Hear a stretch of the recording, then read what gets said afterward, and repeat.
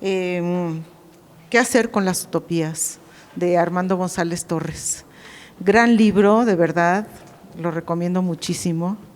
Y están para presentarlo, pues, 3 presentadores de lujo. Elena Enríquez, bienvenida Elena, Héctor de Mauleón.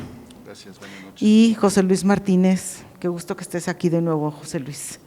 Esperemos que lo disfruten y al final vamos a tener una sesión de 10 minutos de diálogo con ustedes, así que pongan atención.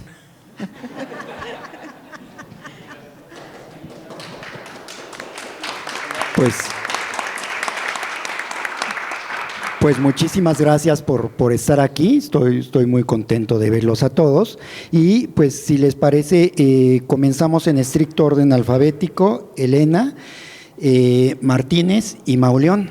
Bueno, pero no es de… No.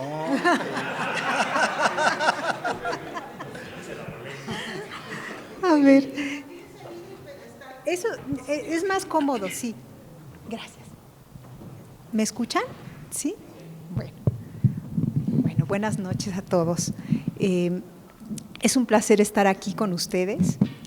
Gracias a Cazul, gracias Guadalupe por alojarnos aquí para tener esta conversación.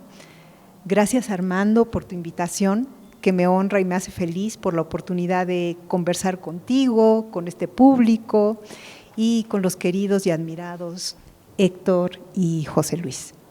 Gracias a ustedes, lectores, por acompañarnos esta noche. Tengo un enorme deseo de escuchar sus puntos de vista. La lectura del libro de Armando abre una conversación con enormes desafíos y yo les quisiera hacer a ustedes algunas preguntas y ya me dirán si les interesa responderlas. El ensayo de Armando es delicioso, lo van a disfrutar. Estoy segura de que ustedes, como yo, son golosos de los libros y por eso están aquí. No me propongo hacer una reseña del libro, prefiero que ustedes lo descubran en la intimidad y al adentrarse en sus páginas van a experimentar una sacudida. A mí, como ocurre con los buenos libros, me dejó multitud de inquietudes y preguntas. Quiero compartirles algunas de esas inquietudes y plantearles un par de esas preguntas. Tengo un enorme deseo y curiosidad de conocer sus respuestas. La tuya también, Armando, la de Héctor, la de José Luis. Armando nos ofrece, con la prosa limpia y contundente que lo caracteriza, un viaje a través de los sueños de la humanidad y sus intentos para lograr la felicidad compartida en mundos donde todo está resuelto. El título no podía ser más afortunado, Jardines en el cielo. Forma parte también del título una pregunta: ¿qué hacemos con las utopías? Responderla me parece un gran reto. Con la lectura del libro, cada uno encontrará su propia respuesta, aunque me temo que, como sucede con las cosas importantes en la vida, será difícil hallar un consenso. Armando nos brinda una obra de una claridad precisa, afable. Como toda buena narrativa, nos captura en las primeras páginas, genera tensión, no sabemos a dónde nos lleva, pero nos dejamos conducir dóciles porque nos invita a descubrir los misterios que entrañan los paraísos. José Emilio Pacheco dijo de diversas maneras: a un ensayo no le pido que confirme mis creencias, tampoco mis prejuicios. Espero de él que me abra otra puerta. Quiero que me haga ver lo que no había visto y ponga a prueba todo lo que había supuesto. El libro de Armando cumple sobradamente con esas expectativas. Nos deja, por decirlo menos, inquietos. Por lo general asociamos a las utopías con connotaciones positivas, como lo bueno, lo bello, lo hermoso. La palabra utopía a mí me evocaba y cambié un poco mi punto de vista después de leerte, me evocaba sueños irrealizables, paraísos idílicos, donde el dolor, el sufrimiento, las preocupaciones no existen. La posibilidad y el gozo, el placer continuo, ¿no? Me encantaría conocer qué significan para ustedes las utopías. Creo que después de leer a Armando van a cambiar un poco su idea acerca de ellas. Armando nos revela algo que considero vale la pena analizar, no solo a nivel social, también en nosotros mismos. Las utopías nos pueden conducir a terribles pesadillas. Su libro nos invita a ser prudentes, porque idealizar, creer en absolutos, la exigencia de certezas redondas e inamovibles son caminos peligrosos. En las acciones para materializar el paraíso, una vida sin dolor, la convivencia en la libertad absoluta o igualdad total, o la incesante búsqueda de perfección, en medio de todas esas exigencias se desencadenan afanes de dominio, opresión, voluntad de control, se detonan las oscuridades del ser humano. Armando lo afirma de un modo muy certero. La utopía es ambivalente, estimula las ideas, pero puede propiciar ceguera ideológica. Nos lleva a vislumbrar mundos nuevos, pero también alberga peligrosas regresiones. Mientras leía tu libro, querido Armando, recordé 3 obras que me impactaron en su momento, porque me llamaron a poner los pies en el piso y a dejar de idealizar. Una es El fuste torcido de la humanidad, de Isaiah Berlin. Otra, Los orígenes del totalitarismo, de Hannah Arendt, y Memorias del subsuelo, de Dostoyevsky. Isaiah Berlin explicó profusamente la necesidad de pluralidad. El bien, lo bueno, no es lo mismo para todos. Los valores humanos fundamentales son múltiples y su contenido puede ser variable. Son irreductibles y no aceptan concesiones. La libertad, la dignidad no son cuantificables, no nos pueden reconocer mucha o poca libertad o mucha o poca dignidad. También hay valores incompatibles entre sí bajo ciertas circunstancias. Por ejemplo, la justicia y la compasión pueden contraponerse. Berlin sostiene que los valores no se pueden jerarquizar de manera universal. Cada cual decide sus prioridades. Eso implica irremediablemente conflictos y a veces elecciones trágicas por intereses o bienes opuestos. Por lo tanto, colocar a la ética al centro es un acto no solo de respeto, es un principio de supervivencia. Mi maestro, cuando estudié filosofía, Enrique Dussel, nos insistía siempre que un acto ético es identificable de manera muy fácil. Afirma la vida. Las generalizaciones ofenden. No hay soluciones únicas, verdades absolutas o sistemas de valores universales, pero eso no nos condena al relativismo o a que todo se vale. Por eso las utopías son tan disruptivas, dislocan nuestra forma de entender y ver. Ellas parten de la posibilidad de lograr lo bueno para todos. Pero esa buena intención puede anular la individualidad. Los valores morales no son uno solo, sino una pluralidad de fines y reivindicaciones. Por eso hay una línea tan delgada entre el deseo del bien universal y la imposición. Para Hannah Arendt, el totalitarismo es una forma de gobierno distinta de los regímenes autoritarios, que es a los que nos puede llevar una utopía. Y se puede disfrazar de democracia. Se basa en una ideología que pretende explicarlo todo, busca la transformación total de la sociedad y de la naturaleza humana para adecuarse a las necesidades del bien común. Así, anula a los individuos. El pensamiento crítico es visto como traición. Todo se hace en nombre del concepto abstracto de nación, pueblo, reivindicación social, justicia. Por eso Hannah Arendt declaró con firmeza más de una vez que el único amor que ella había sentido era por personas, por individuos, no por la patria, no por ideales y mucho menos por ideas. En tanto, en Memorias del subsuelo, Dostoyevsky nos ofrece un personaje fantástico.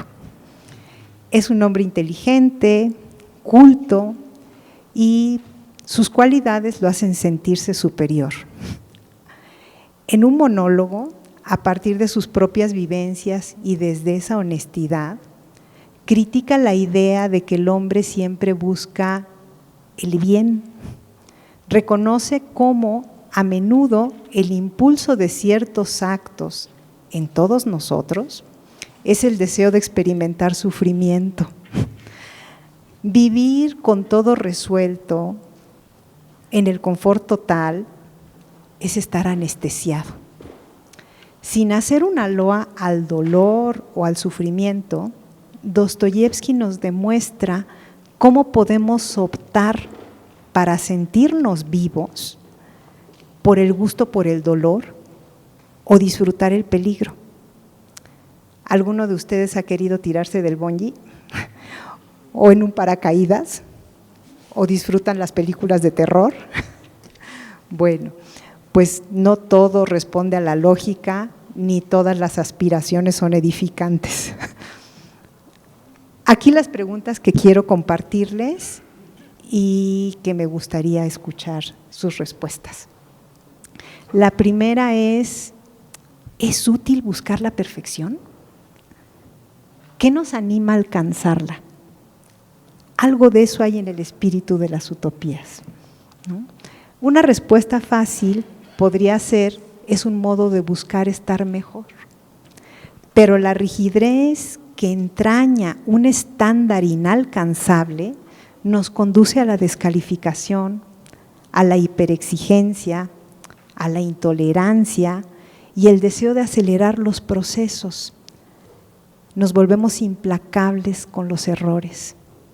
Privilegiamos la competencia por encima de la colaboración y se aleja la posibilidad de conciliar. Hay un refrán que dice, a lo mejor ustedes lo hayan escuchado, lo perfecto es enemigo de lo bueno. ¿Ustedes qué opinan? ¿Sigue siendo útil perseguir la perfección? Y la segunda pregunta sería, ¿vale la pena eliminar el dolor en nuestras vidas? Más allá de no sufrir al experimentarlo, desaparecerlo, ¿nos reporta beneficios? Me encantará escuchar sus respuestas. La lectura del libro de Armando les dará conocimiento para comprender, motivos para indagar en su entorno, en ustedes mismos, cuál es el valor hoy de las utopías. Gracias.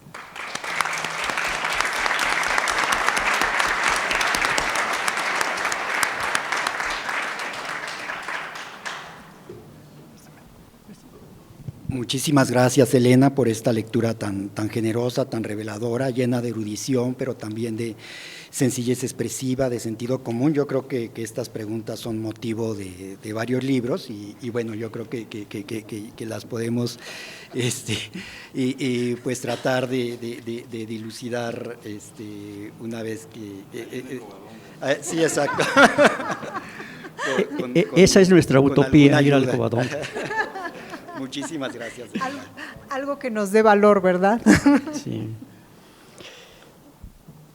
Bueno, gracias Armando González Torres por invitarme a participar en la presentación de su nuevo libro, Jardines en el Cielo, ¿qué hacer con las utopías? Es un privilegio estar en esta mesa con mis admirados amigos Elena Enríquez y Héctor de Mauleón. Gracias a todas y todos por su presencia y gracias, por supuesto, a Guadalupe Alonso Coratela y sus colaboradores por su hospitalidad en la Casa Universitaria del Libro.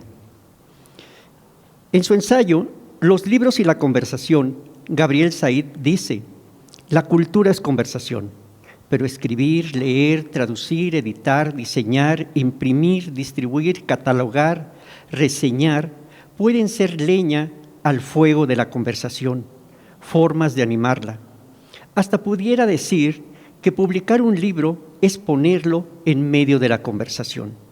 Y bueno, siguiendo a Said, aquí estamos para echarle leña al fuego de la conversación con Jardines en el Cielo, un libro que promete y hace posible un placentero viaje por las utopías que el ser humano ha ideado para crear un mundo mejor, como se lee en la contraportada.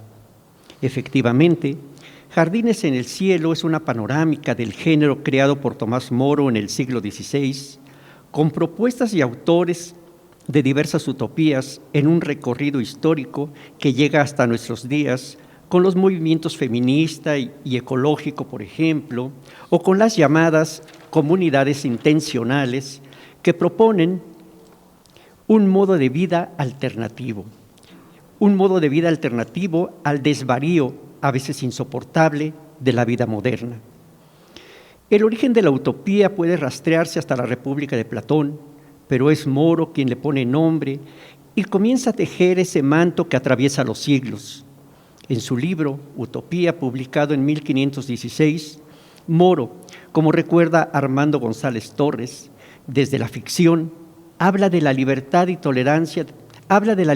la tolerancia, del divorcio por incompatibilidad de caracteres, del derecho a abreviar la vida ante enfermedades dolorosas o incurables, de la necesidad de pesos y contrapesos en la vida política. Habla también de la libertad de creencias, condena la pena de muerte y las desigualdades y el sufrimiento de los más pobres. Algunas de estas cuestiones se han resuelto en nuestros días, otras, después de tantos siglos, aún están a debate. La eutanasia, por ejemplo, en muchos países, o continúan vigentes como la pena de muerte en Estados Unidos. Otras cuestiones, como los pesos y contrapesos, se han esfumado en la vida política de países como México ante el fortalecimiento de un régimen que concentra prácticamente todo el poder en el Ejecutivo y donde la oposición, en el mejor de los casos, en su mayor parte, es solo escenográfica. En 5 capítulos, González Torres nos brinda un paseo por los utopistas clásicos, los socialistas utópicos, la utopía en la práctica, las utopías totalitarias y las distopías, para llegar finalmente a lo que denomina el paisaje utópico, en donde aborda la vida como arte. Lo cito, es decir, la aspiración de reconciliar el trabajo, el placer y la realización personal. Asimismo, Armando expone las preocupaciones ecológicas catapultadas en las últimas décadas por el cambio climático, la utopía feminista que apunta hacia una sociedad en la que exista mayor o plena equidad entre géneros, y finaliza con las microutopías o heterotopías. Dice que se despliegan en las comunidades internacionales y que generalmente proponen apartarse del mundo. La utopía, le dijo Armando González Torres al ensayista David Noria en una entrevista reciente, ahora me entero que por escrito, constituye un afrodisíaco para el cambio y sus resultados pueden ser variados. Lo mismo intuiciones primeras en materia de organización económica, social, de derechos humanos y de libertades, que pesadillas de miseria y opresión. Entre estas pesadillas vueltas realidad están los regímenes totalitarios del siglo XX, el estalinismo, el nazismo y el fascismo, cuyas grandilocuentes promesas González Torres llama la utopía el género de la esperanza, derivaron en sistemas crueles, opresivos, enemigos de la libertad. Los motores de estos regímenes, dice el autor, eran los conceptos del pueblo, el Estado y el partido. El primero, como la representación de una voluntad orgánica e infalible. El segundo, como vocero de la voluntad popular y garante de la legitimidad. Y el tercero, como brazo ejecutor. En el siglo de los populismos, de izquierda y derecha, estas ideas toman nuevo aliento y presagian tempestades en las sociedades gobernadas por populistas. Jardines en el cielo se lee de un tirón, es como una novela que nos mantiene en vilo, con una escritura ágil, con capítulos breves y precisos. En palabras de Armando, se trata de un divertimento. Sí, pero no es solo eso, es también una pertinente reflexión sobre los saldos de este género, que para bien o para mal, ha estado en nuestra vida durante siglos. Es un libro erudito, poblado de referencias y con una amplia bibliografía que colorea lo que él llama el paisaje utópico y nos recuerda y estremece con las novelas clásicas de la distopía, a la que González Torres llama el hermano rebelde de la utopía.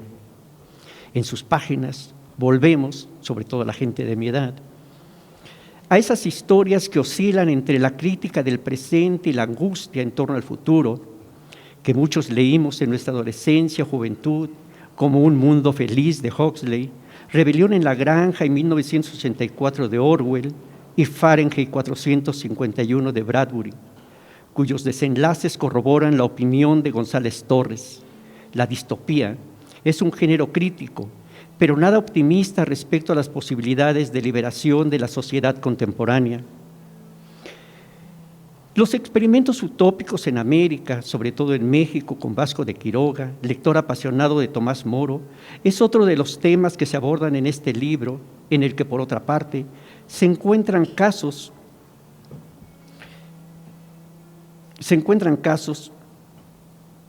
como el de la familia, como el de la crítica a la familia se encuentran casos casi desde el principio sobre la familia y el sexo. Estos temas han estado presentes en el devenir utópico. En La Ciudad del Sol, por ejemplo, se proscribe la exclusividad sexual y la lectura de los astros determina el momento perfecto, dice Armando, para el encuentro carnal y la procreación humana. Los niños son adoptados por toda la comunidad y se evita el egoísmo del amor hacia una sola pareja. Lo mismo propone Fourier en el siglo XIX. Critica la familia tradicional y con respecto a lo sexual, escribe González Torres, piensa que la convivencia con una sola pareja genera tedio y conformismo y sacrifica el pleno despliegue de la personalidad y las posibilidades humanas que se pueden alcanzar teniendo distintas relaciones amorosas y eróticas. En Estados Unidos, John Humphrey Noyes creó la comunidad de Oneida, famosa por su éxito como productora de cubiertos y por su liberalidad y prácticas sexuales. Noyes, como Fourier, predicaba el amor colectivo y la renuncia a la odiosa exclusividad sexual. No son los únicos. Existen otros que nos remiten a organizaciones religiosas actuales, como la Iglesia de la Luz del Mundo, por el abuso de sus líderes a menores de edad y su autoproclamado derecho a la iniciación sexual de sus devotas. Jardines en el cielo, otra vez, como diría Said, atiza el fuego de la conversación. Nos sorprende con sus historias y reflexiones, con sus paseos por la historia de las utopías. Nos sorprende con sus historias y reflexiones, con sus paseos por el devenir de las utopías, bajo la guía de uno de nuestros más serios y a la vez más risueños ensayistas, Armando González Torres, quien, por si fuera poco, también es un extraordinario poeta y aforista. Gracias.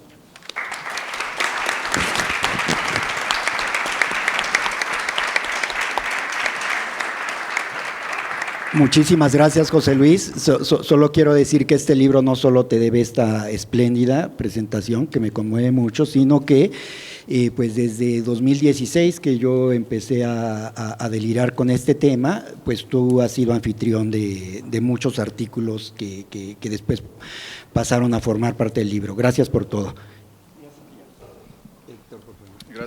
Gracias, muy buenas noches. Pues, bueno, para empezar, celebrar y sorprenderse de la infinita curiosidad que tiene Armando González Torres para meterse en un tema que es tan complejo, que cuesta tanto trabajo tomar, pero que sin embargo ha acompañado el curso de la humanidad durante muchos siglos. Es muy emocionante pensar en 1492, en el momento en el que se descubren un nuevo mundo y comienza frente al desgaste de las estructuras de la Edad Media que había dominado Occidente durante un milenio, comienza a aparecer un mundo poblado por humanos que nadie sabe de dónde salieron, sociedades que parecen ser idílicas y en algunos relatos dicen que solamente basta alzar la mano para agarrar un fruto de un árbol y sobrevivir. Y entonces es brutal el contraste entre ese mundo nuevo, misterioso y desconocido y esta cosa derrumbada que venía atenazando y apresando a los hombres. Y a esto se suma la aparición de una figura extraordinaria que es Petrarca, que abre la puerta al humanismo y que abre la puerta o que pone las bases de lo que luego se va a llamar el Renacimiento, que es el volver al orden clásico, pero para tratar de sacar lo mejor de eso. Yo creo que Petrarca a su modo fue un utopista, porque lo que buscaba era la unificación de Italia para que volviera el esplendor del antiguo imperio romano, pero con su cancionero mete un cartucho de dinamita a las estructuras medievales y entonces el mundo comienza a despertar, comienza a mirar las cosas desde otra perspectiva y viene el golpe brutal del descubrimiento de América.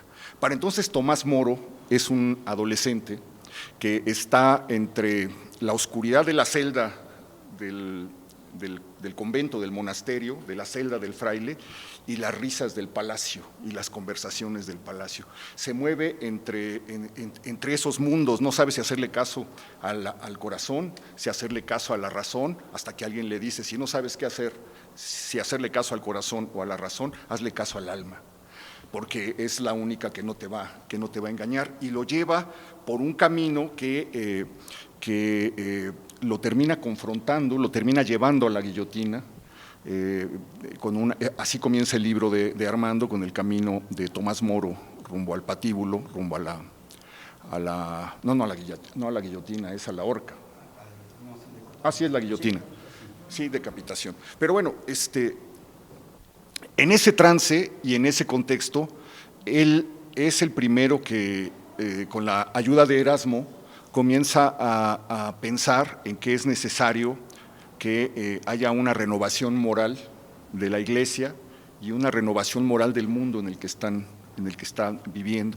Y entonces se le ocurre escribir este libro que va a inaugurar un género que va a ser uno de los géneros más exitosos, aunque corre un poco de manera oculta por la historia de la humanidad, que es el de la utopía. Y es muy curioso porque en este libro lo que a él se le ocurre es que encuentra a un viejo aventurero que anduvo por el mundo de la mano de Américo Vespucio.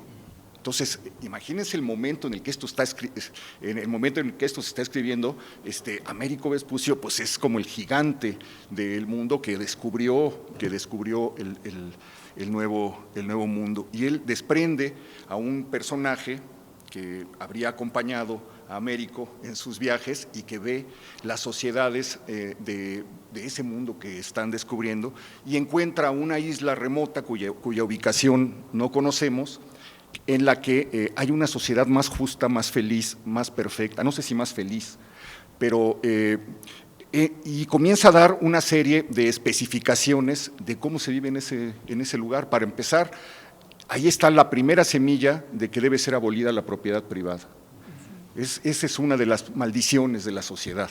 La otra maldición es el oro. En esa isla, en la isla de Utopía, el oro solo lo usan para las cadenas de los esclavos. Pero no hay esclavos, los únicos esclavos son los que son atrapados en la guerra. En ese mundo los ladrones no son perseguidos, no se les castiga con la pena de muerte, sino que se les da otra oportunidad porque hay un pensamiento humanista de que deben ser ayudados y rehabilitados. Entonces comienza a ser un libro que recorre en ese contexto de sorpresa y de azoro el mundo, y que pues a Tomás Moro lo ejecutan en 1535. 3 años antes, en 1532, Vasco de Quiroga ya está en Santa Fe y en Michoacán, poniendo en práctica en México, o en lo que era entonces la Nueva España, ni siquiera estaban sentadas las bases de la Nueva España, pero ya está poniendo en práctica las ideas que está abriendo este libro, uno de los libros más influyentes en la historia de la humanidad, porque pues comienza a correr el tiempo, y en la medida en la que pues, llega la opresión de los españoles, llega la encomienda, llega la explotación de los indígenas, cobra más relevancia lo que había dicho Moro en sus libros. Y a medida que avanza la historia, esto me parece fascinante. Decía Mario Vargas Llosa, hay que tener mucho cuidado con las utopías porque muchas veces pueden terminar en holocaustos. Se presentan envueltas en un ropaje muy agradable, muy luminoso, muy fácil de alcanzar, y la historia ha demostrado que suelen terminar de esa manera. Pero entonces, bueno, pues se instala el término de utopía para describir muchas cosas, para describir incluso arquitecturas, ciudades. Hay una ciudad en Venecia que fue planeada siguiendo un modelo utópico que no resultó. Aquí en México tuvimos una colonia a mediados del siglo XIX que se llamó la Colonia de los Arquitectos. Era una propuesta de que todos los arquitectos de San Carlos compraran terrenos en la Colonia de los Arquitectos y levantaran palacios y chalets y casas en la medida de su gusto. Parece que solamente se vendieron 2 casas o solamente se construyeron 2 casas, se perdió el nombre de la Colonia de los Arquitectos, que hoy conocemos como Colonia San Rafael, muy cerca de este lugar. Pero bueno, lo interesante es que a medida que va pasando el tiempo, el siglo XVIII, el siglo XIX, hay una constante, Armando, se pueden tocar ciertos elementos en común que tienen que ver con la renuncia a la propiedad privada, que tienen que ver con cómo atenuar la desigualdad, cómo hacer. Hay alguien que ve con mucha lucidez en ese momento y dice: el problema de Europa es que tiene que mantener a sus aristócratas, son unos parásitos que tienen tierras y que tienen gente trabajando para ellos mientras viven en castillos y no son absolutamente productivos. El mundo nuevo lo que tiene que hacer es dejar de mantener a estos y que todos quienes están metidos en el vasallaje entren en una condición de igualdad donde todos trabajen lo mismo, todos reciban lo mismo. Se va creando un sueño, una seducción que pues llevará a Marx a conjuntar todo lo que habían arrastrado los siglos para hacer una propuesta que para ese momento y que estaba ligada también con las desigualdades que había traído la revolución industrial, prendió como lumbre. Y pues entramos al siglo XX, arrastrando ya varios siglos de utopías, y encontramos el surgimiento de lo que se conoce como las utopías totalitarias, que estallan en Italia, que estallan en Alemania y que estallan en la Unión Soviética. En este momento del libro, que es la página 113, cuando yo estaba leyendo esto de cómo se lograron entronizar estas 3 utopías totalitarias, pues prácticamente me fui de espaldas por la terrible actualidad que tienen en este momento. Escribe Armando: El fascismo, el nazismo y el estalinismo constituyeron tres religiones políticas en las que la administración de los ideales, la movilización continua y los estímulos simbólicos jugaban un papel fundamental. En estas corrientes se mitificaba el pasado y se prometía un futuro de resurgimiento y perfección. Estas propuestas políticas hacían un diagnóstico simple de los males sociales y proponían fórmulas asombrosamente sencillas para superarlos y alcanzar, más bien recobrar, un estado perenne de bienestar. Las formas de crear un sentido de identidad y comunidad pasaban por la localización de enemigos externos y la normalización de un estado de asedio y emergencia. Se trataba de espacios aislados donde se preservaba la virtud, la cual pretendía exportarse. Más allá de sus discursos universalistas y sus afanes expansionistas, los totalitarismos compartían con las utopías clásicas su insularidad, su desconfianza del cosmopolitismo y la noción de que el contacto externo puede ser disolvente y subversivo. De hecho, la exaltación de ciertos rasgos nacionales, indispensable para inflamar a las masas, conducía a la intolerancia xenófoba y racista. Los motores de la utopía totalitaria eran los conceptos del pueblo, el Estado y el partido. El primero como la representación de una voluntad orgánica e infalible. El segundo como vocero de la voluntad popular y garante de la legitimidad. Y el tercero como brazo ejecutor. Con estos instrumentos, los totalitarismos erigían la promesa de recuperar la Edad de Oro. Estos regímenes tenían competencias universales. Para el fascismo, todo está en el Estado. Nada humano ni espiritual está fuera del Estado, que acaparaban desde el dominio económico hasta el espiritual y el estético. Es muy interesante cómo las primeras expresiones, porque digamos, el estudio de las utopías en forma comienza en 1922 con Montfort. Es el primer libro que recupera las utopías de la humanidad, es lanzado en 1922 ya con un estudio, digamos, más o menos sistemático, pero los primeros que advierten los riesgos a los que nos pueden llevar las utopías es la literatura. Ahí viene Un Mundo Feliz, ahí viene 1984, ahí viene Fahrenheit 451, un libro del que se hizo una película estremecedora que es Nosotros, que hablan ya de estas sociedades completamente controladas, que alegan que la manera de llevar la igualdad y el bienestar es mediante el control hasta del lenguaje. Entonces, si nos damos cuenta, un siglo después estamos muy cerca de muchos de los rasgos de las sociedades, de estas utopías dictatoriales, totalitarias, etcétera.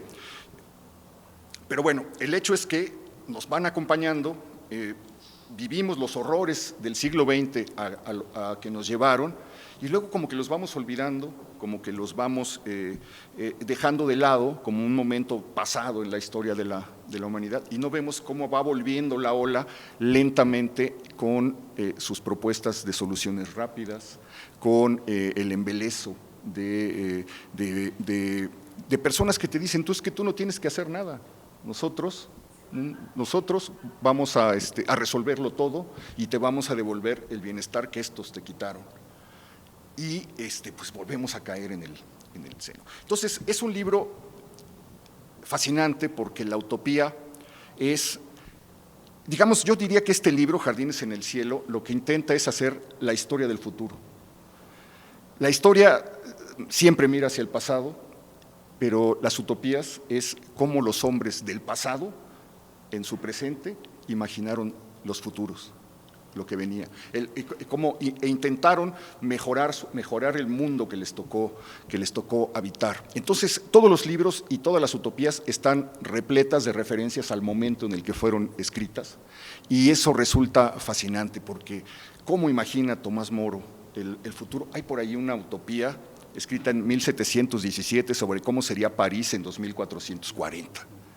Entonces, ¿cómo imagina un hombre del siglo XVIII un París o un mundo tan lejano? Dice muchísimo del momento en el que se escribe, del momento social y político en el que se está haciendo eso, pero dice sobre todo muchísimo de las angustias, de las desesperanzas y al mismo tiempo de las esperanzas y de los sueños que los hombres de distintos tiempos han tenido. En ese sentido, es un libro absolutamente imprescindible, fascinante, ya lo dijo José Luis, también lo dice Elena. La prosa de Armando es perfectamente transparente, atractiva, hipnótica, se va desenvolviendo de una manera tan amena y al mismo tiempo tan salpicada de referencias, de erudición, de inteligencia, de sentido del humor, que en muchas ocasiones da la impresión de que está uno sentado tomándose un café o una cerveza, escuchando al autor del libro traer imágenes y momentos del pasado. Yo te quiero agradecer, Armando, la invitación, pero sobre todo la oportunidad y la delicia de poder abrir una vez más, después de tantos años de amistad, un libro tuyo y embelezarme, deleitarme, quedar embebido en tus páginas. Muchas gracias.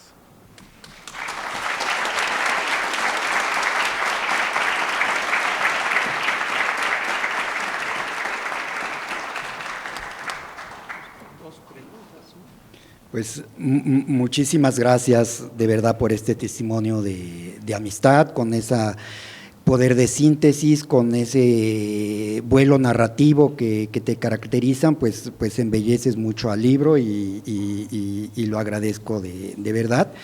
Y bueno, pues estoy muy contento de estar aquí, agradezco la hospitalidad de la Casa Universitaria del Libro, de la UNAM, a su directora Guadalupe Alonso Coratela, todo este consentimiento, toda esta generosidad, todas sus deferencias para con nosotros, y pues muchísimas gracias a mis queridos y admirados amigos, Elena Enríquez, José Luis Martínez y Héctor de Mauleón, con quienes desde hace mucho tiempo, sobre todo en el caso de Elena, pues ella es muy joven, menos tiempo, pero nosotros sí, pues ya muchas décadas de este diálogo lúdico, crítico, fraternal que hemos tenido. Muchas veces sobrios, muchas veces ebrios, pero siempre se ha conservado, y yo agradezco mucho que me hayan refrendado esta crítica y esta amistad a los tres en esta ocasión. Y efectivamente, ya lo cuenta Héctor, en 1535, el inventor de la utopía, Tomás Moro, pues fue condenado a muerte. Sin embargo, fue algo suertudo, porque en lugar de digamos, ser condenado al destripamiento o al descuartizamiento, que era el código que se utilizaba con los traidores, por la amistad que él tenía con el rey Enrique VIII, solamente fue decapitado. Y bueno, se sabe que murió con mucha templanza y sentido del humor. Y que se vacilaba a sus verdugos cuando estaban a punto de darle el hachazo. Y al mismo tiempo, mientras Tomás Moro se despedía jocosamente de la vida, un lector suyo en la lejana Nueva España, ya lo refiere Héctor, Vasco de Quiroga, aplicaba explícitamente las ideas de la utopía de Tomás Moro en las comunidades indígenas que él fundó, primero aquí en Santa Fe, en la Ciudad de México, y luego en Santa Fe de la Laguna, pues en Pátzcuaro, en Michoacán. Lo más sorprendente de esto es que Tomás Moro había publicado la utopía como un divertimento literario. Él nunca la publicó en latín y nunca quiso que se tradujera al inglés, porque además era un texto pues un poco delirante, fantasioso, y él comenzó a tener responsabilidades cada vez más importantes con su amigo y finalmente su verdugo, Enrique VIII. Entonces este relato de una sociedad ideal, autárquica, en la que no existía la propiedad privada ni el dinero, pues era vista como un juego, como una fantasía, pero un lector crédulo, podríamos decir, como Vasco de Quiroga, creía que este relato casi fantástico pues tenía eminentes posibilidades prácticas. Y esta oposición en la lectura de un mismo texto muestra precisamente la ambigüedad, la multiplicidad de lecturas de la que es susceptible un género tan ambivalente, tan fascinante como es la utopía. En efecto, desde que el término utopía se acuña en 1616 por Tomás Moro, pues este género ha evolucionado y ha adquirido las más diversas formas. Hay rasgos, digamos, que se atribuyen a la utopía clásica, que tienen que ver con esta pues obsesión por la planificación racional, también esta subordinación de pues el interés, los gustos individuales al bienestar colectivo, que en muchas ocasiones se dice que es la raíz autoritaria que tienen las utopías, ¿no? Sin embargo, también hay otras utopías profundamente libérrimas, como las de Fourier, las de los románticos ingleses, las de algunas vanguardias de principios del siglo XX, las de los movimientos juveniles de los años 60, que son precisamente la otra cara de la moneda de esta rigidez.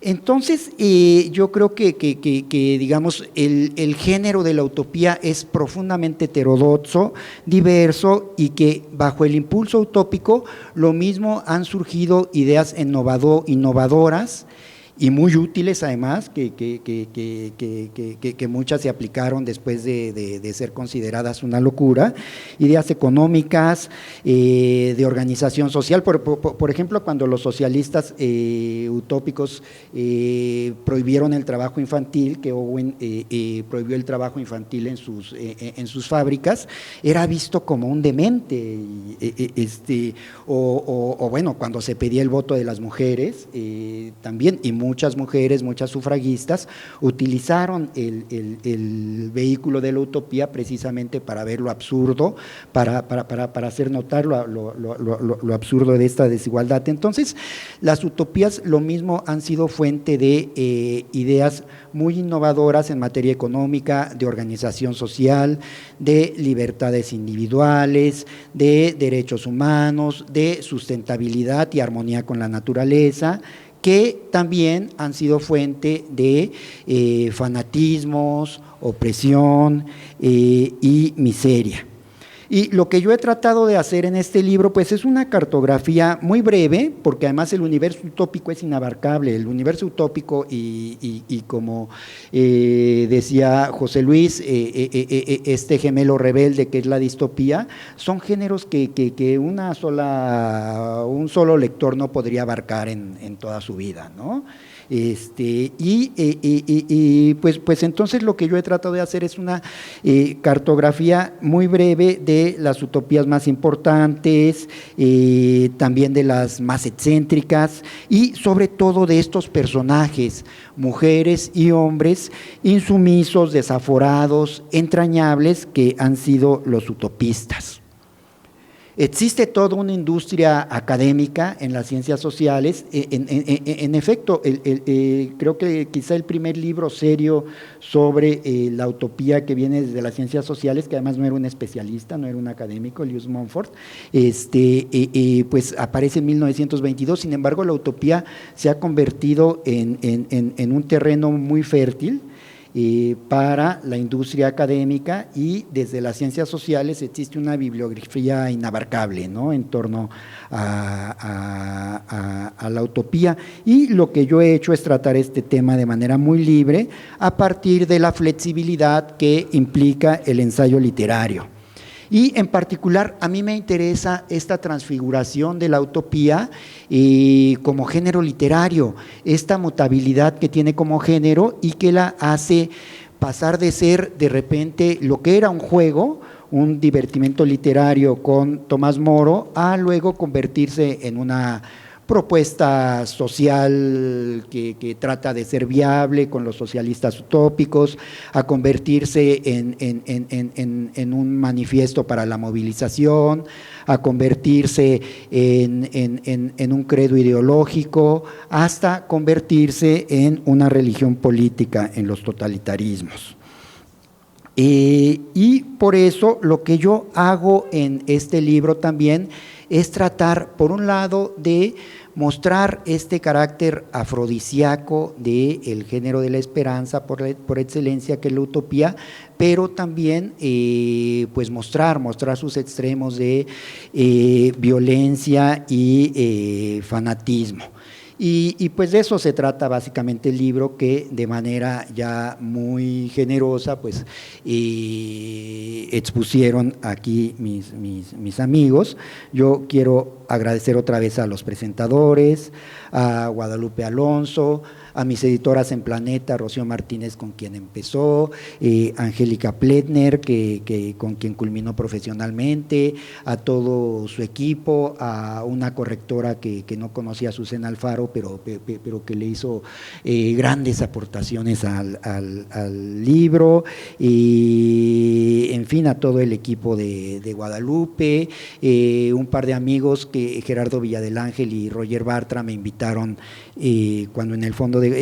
ellos tenían una serie de utopías cuando en el Fondo de Cultura Económica se editaban libros, y pues me invitaron a hacer el prólogo de uno de los títulos, y pues de ahí nació esta inquietud y esta semilla para hacer este pequeño repaso, y bueno, hay muchísimos seres a quienes agradecer, desde luego a la presencia más importante en mi vida, mi crítica, mi cómplice, mi domadora, que es Lupita, y bueno, de verdad es innumerable, Nancy, que es una maga de la promoción, Monse y Beto, nuestros sobrinos que tanto nos ayudan siempre, en fin, y desde luego un agradecimiento mayúsculo de verdad a todos ustedes, ¿no? Veo aquí amigos de todos los círculos y las tendencias, ¿no? Hay chairos y conservas, y bueno, provienen, insisto, de los más diversos círculos, de la tecnocracia financiera, de la academia y la bohemia literaria, del periodismo más valiente y combativo. Y bueno, esto me llena de gusto porque pues me hace materializar uno pues de mis mayores anhelos y placeres, que pues es mantener una conversación abierta, inteligente, plural y sin cortapisas. De veras les agradezco mucho. Está aquí también Miguel Barberena, apenas lo veo, que fue de mis primeros editores en el heroico suplemento Arena, y de verdad digo, hay tantas deudas de gratitud y de amistad que no puedo personalizar todas estas gratitudes, pero estoy de verdad muy contento de que nos acompañen aquí, y pues muchas gracias.